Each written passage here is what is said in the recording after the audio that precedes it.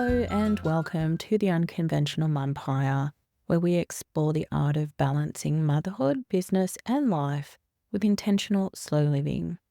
Grab a coffee, take a seat, have a moment to breathe, and let's discuss all things motherhood, business, and life. Welcome. I'm your host, Rannee. I'm an advocate for leading a slower paced life.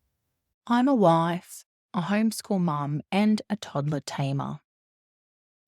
I'm an introvert that loves deep and meaningful conversations and connections. I'm passionate about providing expert customer service for women in business, and I run my own virtual assistant business around our family from our rural home. I'm passionate about kindness, supporting and uplifting women, and choosing to live life on your terms. I like to think outside the square, and I guess you could say somewhat unconventional. I want to be really clear about where I'm coming from here. I come from a place of love, a place of kindness. This is a judgment-free zone.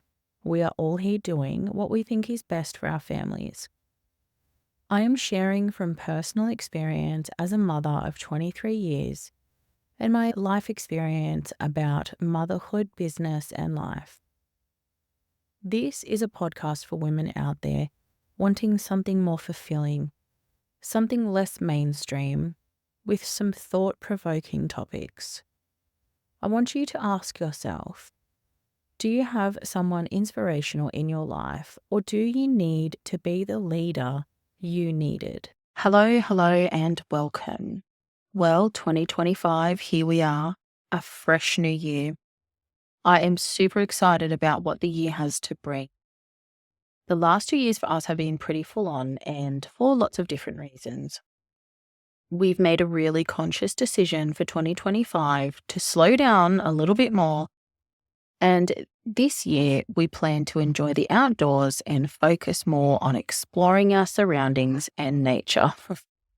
I am so excited to be back. I kind of disappeared at the end of last year, but I do hope everybody finished off 2024 in the most amazing way. I took a bit of time out over the Christmas New Year period, and I really reflected on what 2024 looked like for me.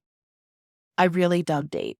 What worked, what didn't work, and I decided to take a few days to dig deep and reflect on 2024. Also, what I wanted to focus on for 2025 and how 2025 would look for me. It was pretty full on. I journaled and I didn't rush through it. I really took my time and reflected on all the things that felt aligned, what didn't feel aligned, what worked, what didn't work, and just those things that just didn't feel right, you know? So digging deep wasn't just business related. It was a holistic point of view from every aspect of our lives. Digging deep helped me realize that we needed to slow down a little bit more. Life can get so busy for us when we're juggling everything, and we just don't have to be like that. We can enjoy slowing down. It just takes a really big conscious effort. I don't really make New Year resolutions anymore. I've kind of grown up a little bit now, but I do find words to apply to my year. And 2025, my words are focus and flourish. So for me, focusing is having a laser focus on my big goals and breaking those big goals down into smaller goals so I can accomplish them each month. The flourish is for me setting out to achieve those goals and being a better person. I look at the word flourish from a holistic point of view and I apply it to my whole life. Late 2024, I had a health diagnosis that kind of has flipped my day upside down. I was diagnosed with something that around 11% of women in the world have. So it's not very common. But what it means is that I have to practice a lot of self-care every single day, and I need to be consistent.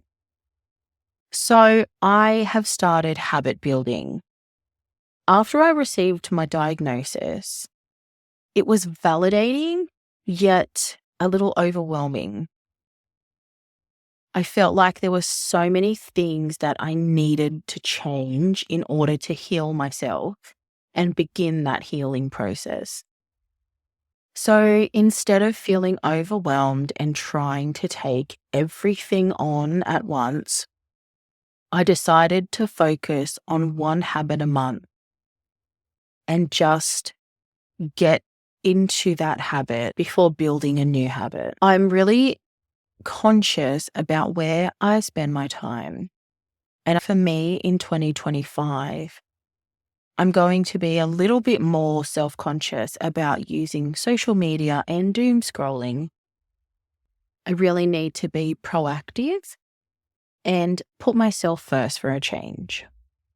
It's really changing my perspective and making sure in 2025 I put my self-care needs first, making sure that my day includes self-care. And it's creating a new rhythm for myself. It means getting myself up earlier so I can incorporate that self-care. And, the thing is, we all know that we do need to take care of ourselves, but we generally don't until something like this happens. Another part of my reflection on 2024 was allowing myself the space to plan and focus on my goals and big vision for my business. Something I found useful for myself is, yes, every week I write goals and I check them off and I plan and I do all that kind of stuff. But it just didn't feel like it was enough. Something I didn't do in 2024 was give myself the space to plan and continue to work towards the big vision that I have. I'm quite a visual person, so for me, I need a visual reminder of my big goals broken down into quarterly and monthly goals. I can't just write them in a book or in a brain dump and leave them there. I need a constant reminder. So I decided to use my whiteboard, which is up in my office, and split that into months, which I can write my goals for that month. And then I check them off as I go. At the bottom of that little box, trust me, it's nothing fancy. In the bottom of that month box is where I can note my other accomplishments and the ones that I've checked off. And it gives me a visual reminder through the year of all the things I've actually done. We do tend to forget those small things. So for me, seeing it up there on my whiteboard, we get so caught up in the doing, and the days, the weeks, and the months fly. We just forget the little things. So sometimes we do need that reminder of, hey, you actually really smashed January. And January for me was smashing. I felt like I laid some amazing groundwork that's really setting me up for the year ahead. I began upskilling, I've added a new service, I completed my lead magnet, I've refined my website, I refreshed my socials. So I'm pretty stoked with how January has panned out for me.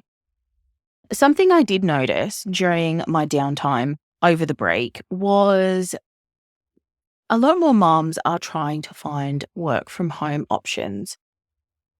It's nice to see that mums are trying to find that balance. So I do hope they find my podcast and have a listen and take what suits them. At the end of the day, for people that know me and people that have listened to previous episodes, I'm a very big believer in doing what is right for you and your family.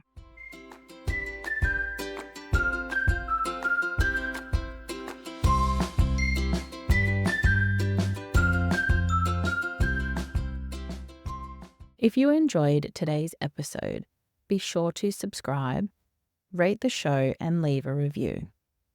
Connect with me on socials and join the conversation using hashtag Unconventional Mumpire. Join our mailing list. All the links will be in the show notes below. I would love to hear your thoughts on any topics you'd like me to cover for future episodes. Thank you for listening, and I appreciate you being here. Keep living with purpose and passion. I'll catch you in the next episode. Until next time, be the leader you needed.